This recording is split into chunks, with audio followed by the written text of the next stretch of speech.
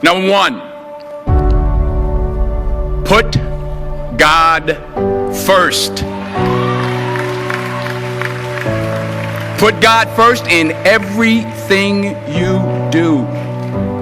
Everything that you think you see in me, everything that I've accomplished, everything that you think I have, and I have a few things, everything that I have is by the grace of God.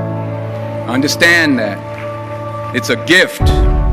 40 years ago, March 27th, 1975, it was 40 years ago, just this past March, I was flunking out of college. I had a 1.7 grade point average. I hope none of you can relate. I had a 1.7 grade point average. I was sitting in my mother's beauty shop. They still call it beauty shops now? What they call it now? Yeah, I was sitting in the beauty parlor. I was sitting in my mother's beauty parlor, and I'm looking in the mirror, and I see behind me this woman under the dryer. And every time she looked up, every time I looked up, she was looking at me, just looking me in the eye. And I didn't know who she was, and I said, she said, somebody give me a pen, give me a pencil, I have a prophecy.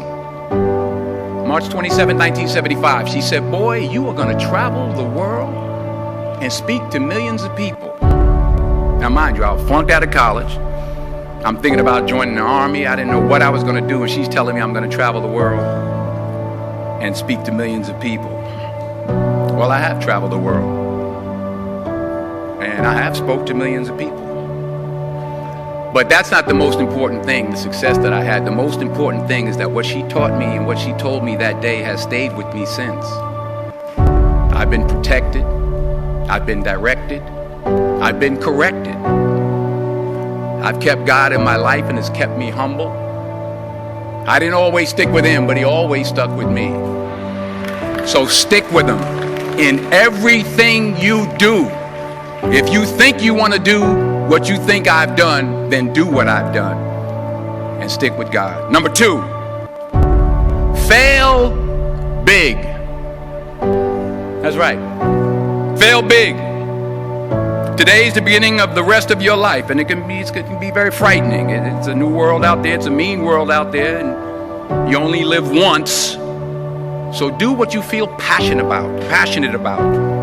Take chances professionally.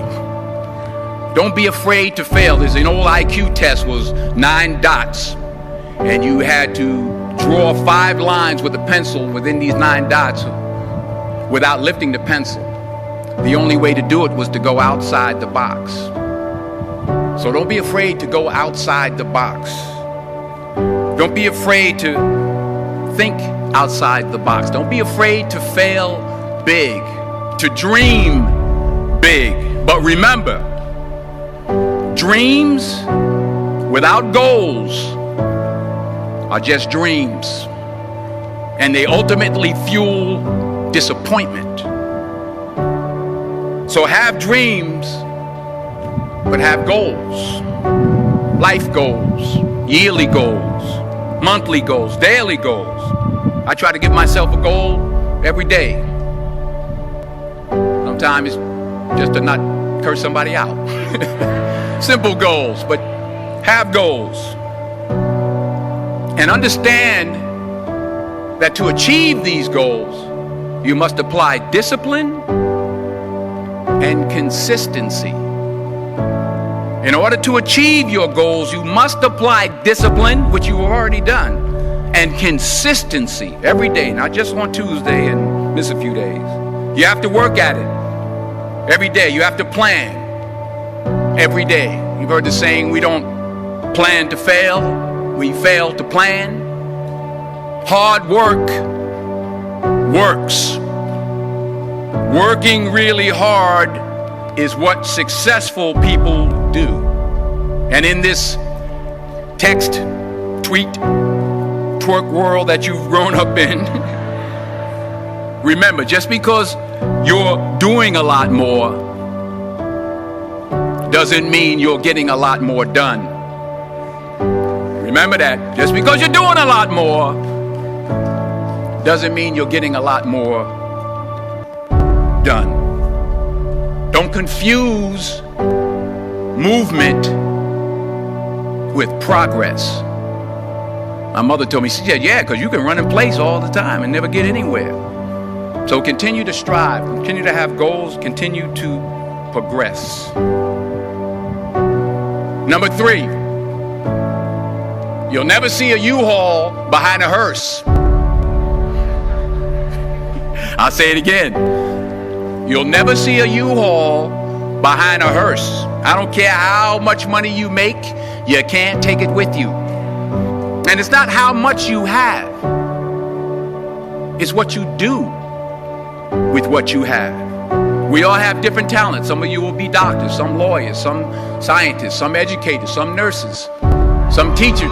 Yeah, okay. Some preachers. The most selfish thing you can do in this world is help someone else.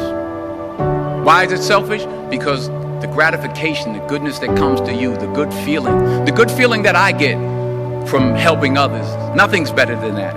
Not jewelry, not big house I have, not the cars, but it's the joy. That's where the joy is, in helping others. That's where the success is.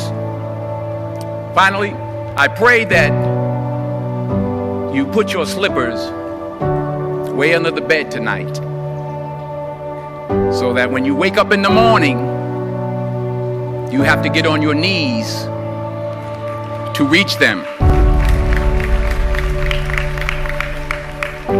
And while you're down there, say thank you for grace. Thank you for mercy. Thank you for understanding. Thank you for wisdom. Thank you for parents.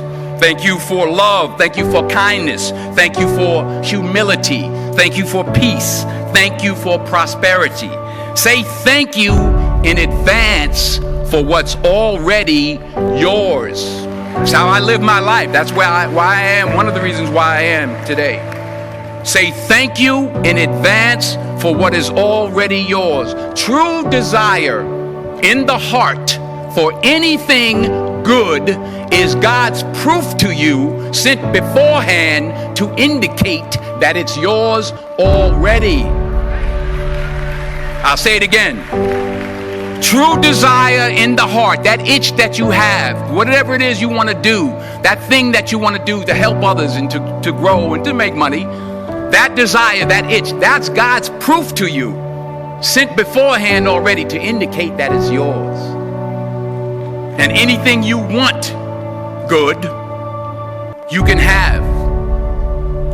So claim it. Work hard to get it. When you get it, reach back. Pull someone else up. Each one, teach one. Don't just aspire to make a living. Aspire to make a difference.